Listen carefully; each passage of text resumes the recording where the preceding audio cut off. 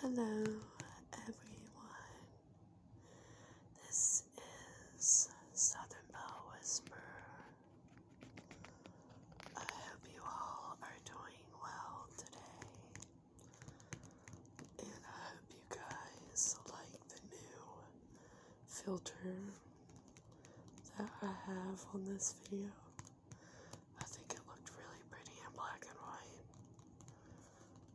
I am trying out my new microphone.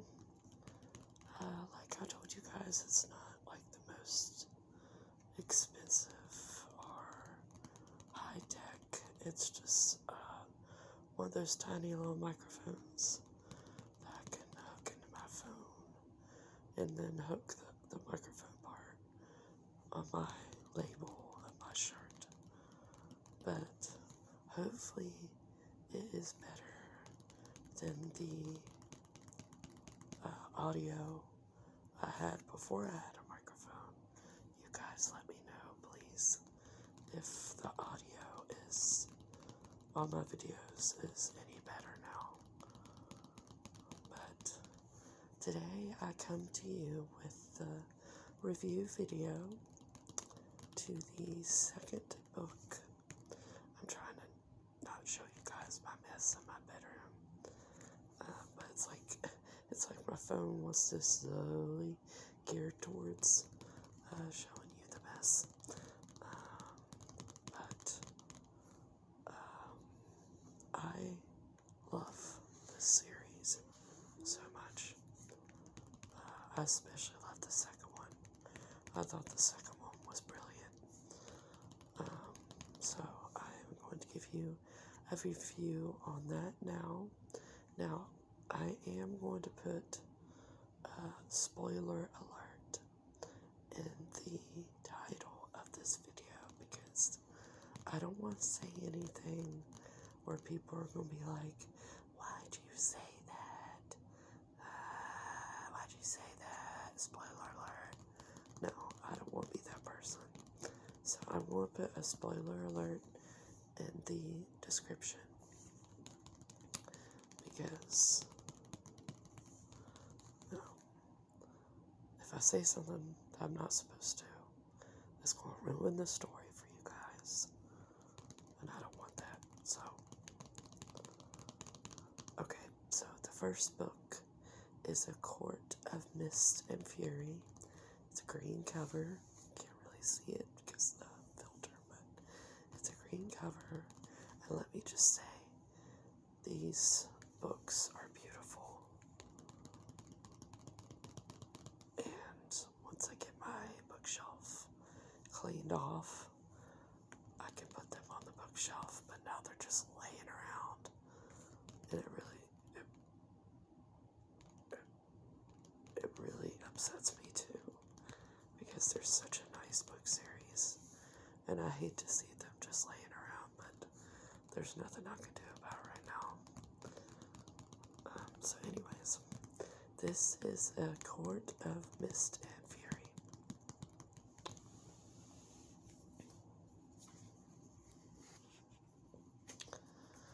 I want to show you my knees, you guys.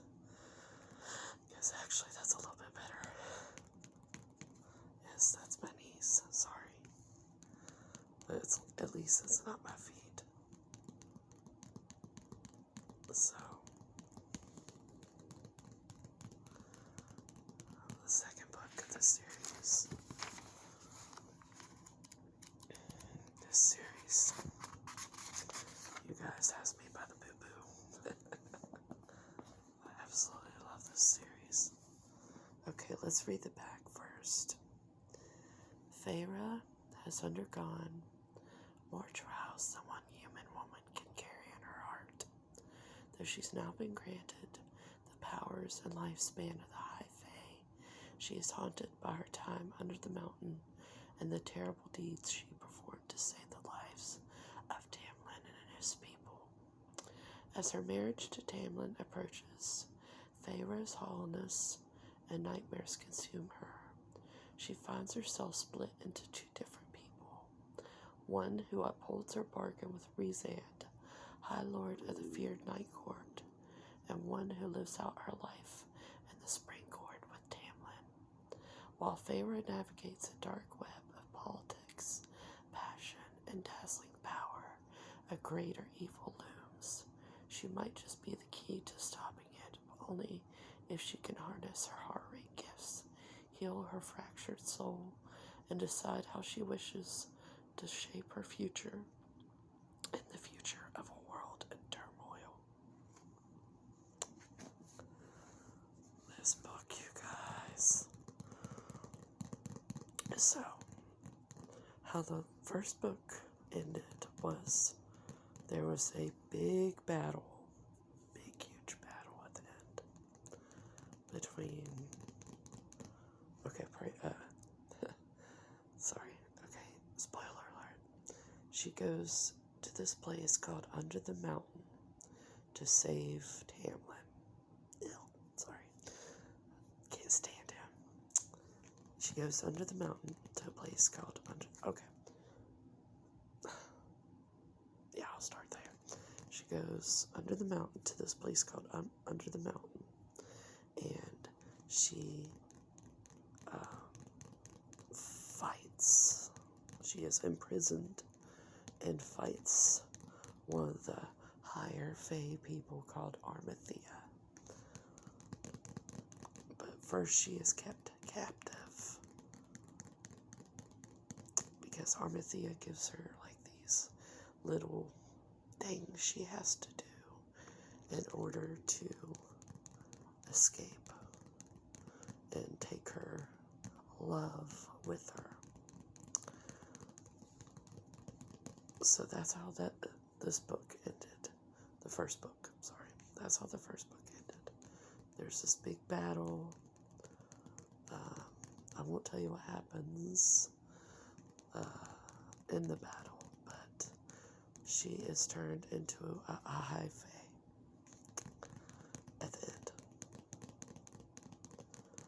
And also, in the first book, I have to point this out, because this is a very important plot, part of the plot, is in the first book, she meets a High Lord of the Night Court at like a festival type thing, Kaminai or Kaminai, God forgive me, you guys, I can't pronounce big words, but she meets him.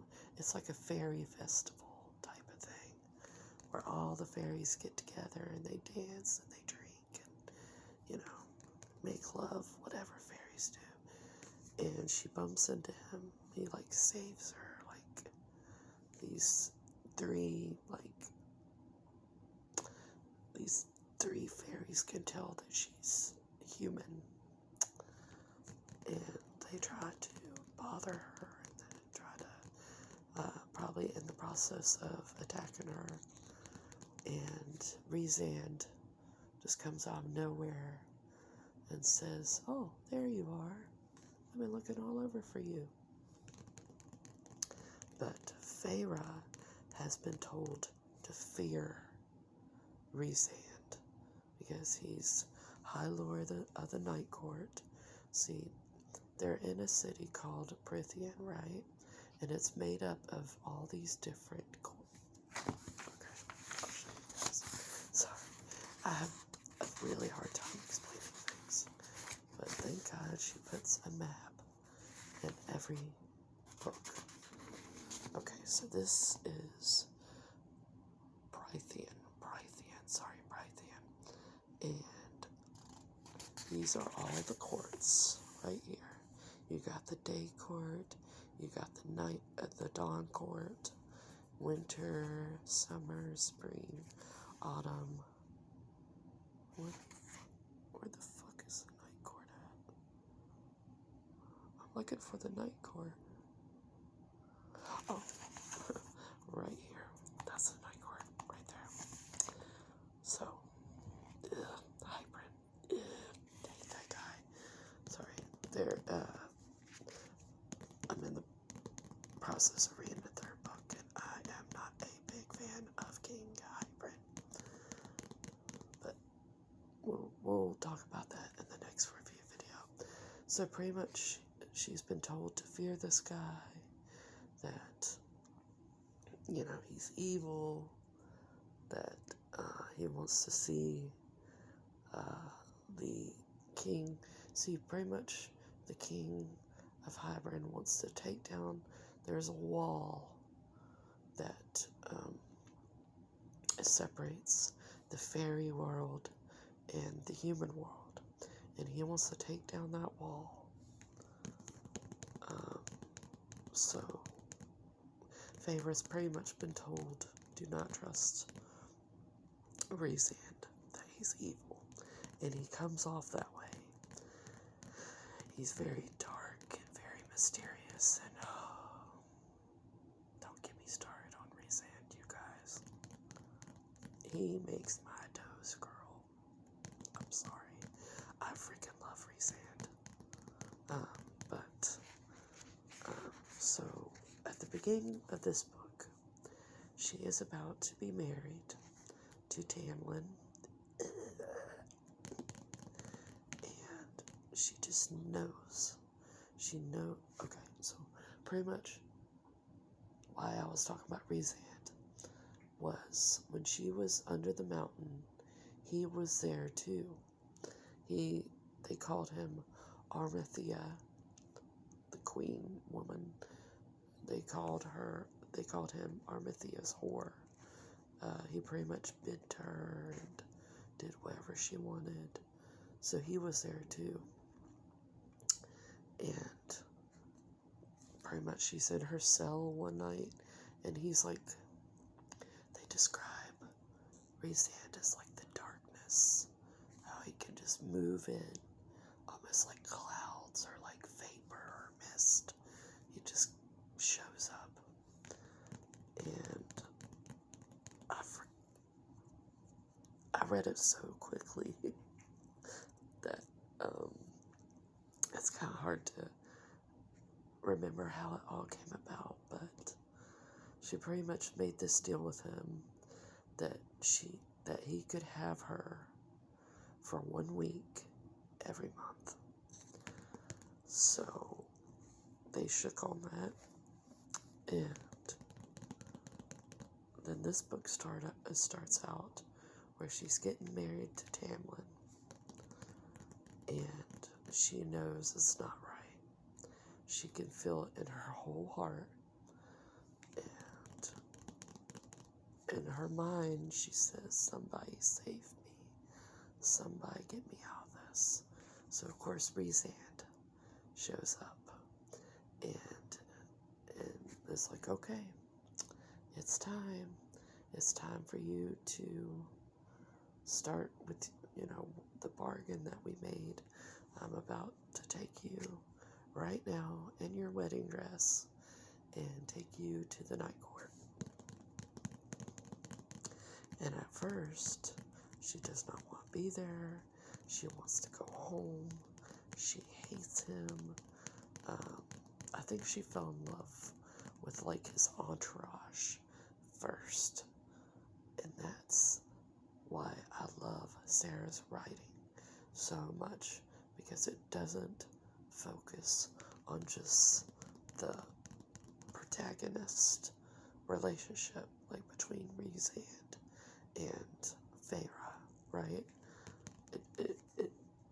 She has so many other characters in these books that you fall in love with. There's his 2 croonies, or dodos, like Zazu is to Mufasa. And they have wings. Oh God, they have wings. They can fly. Of course they're fairies. Of course they can fly. But so he has these 2 croonies or dodos or whatever that he fought with because they're half Illyrian and half High Fae, I think, because they were all Rhysand, and then there's Cassian, and then there's Ezreal. and they all fought in the Illyrian War. And then he has his 1, 2, and 3. He calls it. It's Morrigan and Amron, and or was it 2? Was it just the 2? Amron and Morgan. And I'm a big fan of them too. And I love the good humor in these books. Like at points, it actually makes me laugh out loud. Like I love books like that. So, she finds herself. Feyre does fallen in love with his entourage. She falls in love with the city. I love the city. Oh God, Valorous. Is that how you pronounce it? Oh my goodness. They call it the City of Starlight. And the way that Sarah J. Maas is so descriptive about the city and how beautiful it is, and just the clothing and the festivities. And like there's a part in this book, spoiler alert, but there's a part of this book where there's this big festival. I think it's the solstice, if I'm not mistaken. But he, Rhysand and his entourage takes her, and oh God, I forgot what it was called. But pretty much it was, and this resonated with me. I actually cried on this part. But they go out and they watch stars, shooting stars, but it's not like any shooting star show you've ever seen in your life. And then Rhysand describes it as spirits come to Earth, and I just thought that was the most beautiful thing I've ever heard or read. But as you can probably figure out, she falls in love with him, and stuff happens. And here's me trying not to ruin anything for you guys, just in case you guys have not read this gem, but they fall in love, and things start getting, like, towards the end, like towards the end, before shit goes down, things get really steamy, very steamy. Like, I cannot believe this series is young adult. It's so hard to believe, because I was at work reading this. I was at work reading this book, and I was at the part in the cabin. Just in case Jubilee Whispers watches this video and is wondering what part I was reading. But there's a part in the cabin, and I was on that part, and I was at work. And one of my nurse friends goes, "God, Kelly, you're so flushed. What is going on with you?" I was like, I can't help it. There's a steamy part in this book, and it's like, it's so much better than 50 Shades of Grey. That was funny. But I have to agree, when it comes to smut, I wasn't a big fan of 50 Shades of Grey. I don't know why. I thought it was too much. But with these books, it's just enough. Just enough smut to keep you, is it hot in here, or is it just me, type of thing, but then there's Also, a big battle at the end, just like the first one. Oh my goodness, this battle was amazing. Oh. And there's also this creature called the Attor.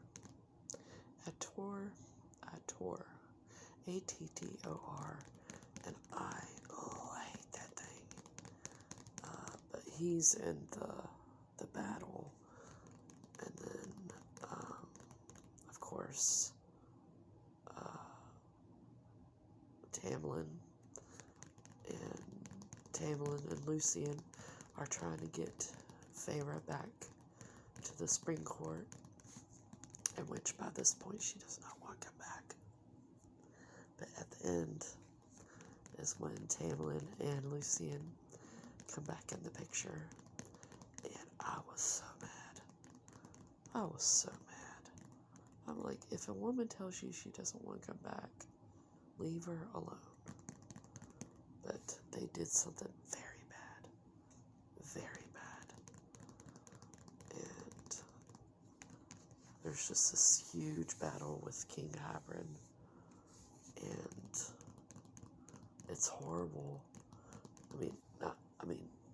Oh God, I want to say more. I want to say more. But it's just horrible what they do to Feyre and her family. Let me just say that. I think I told you guys in the first video, Feyre has 2 mortal sisters named Nesta and Elaine. And they come into the story too. And just something really, really upsetting happens at the end of this book, so be prepared. But I loved this book. A lot of people said the second book is the best, and I have to agree. Because I'm on the 3rd book right now. I'm on the Court of Wings and Ruin. I'm about halfway through, and I have to be honest, it's a little bit slow. It's a tiny bit slow, just a tiny bit. But it has enough interest for me to keep reading, because I gotta know what happens. I will say this also, there is something called a mate in this book, where 2 people are destined to be together. And it's just there, it's always been there, type of thing, kind of like a soulmate, which I found really lovely. I love the thought of that, of having a mate and just having a soulmate. I mean, I have a soulmate, but I'm just, the way they described it, because Rhysand and Feyre have like this bond. Like, she doesn't quite understand, like, why can I hear his voice in my head? And at first he just says it's a bond between them because they were both under the mountain together and la la la. Nope. Okay, that's all I'm gonna say about that. But this series, you guys have to tell me another series I have to get into. Help me out here, please. I was thinking I was going to read the Crescent series next, but I don't want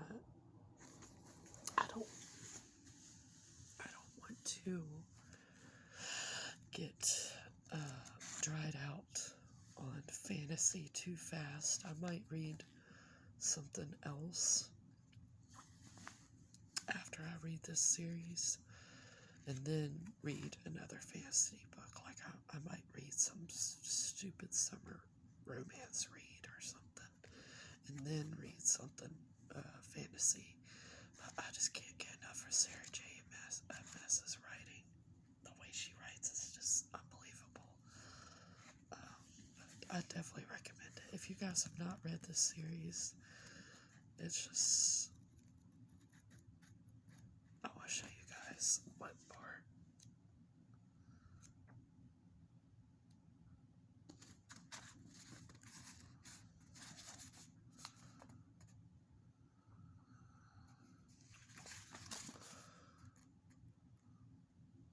I'm trying to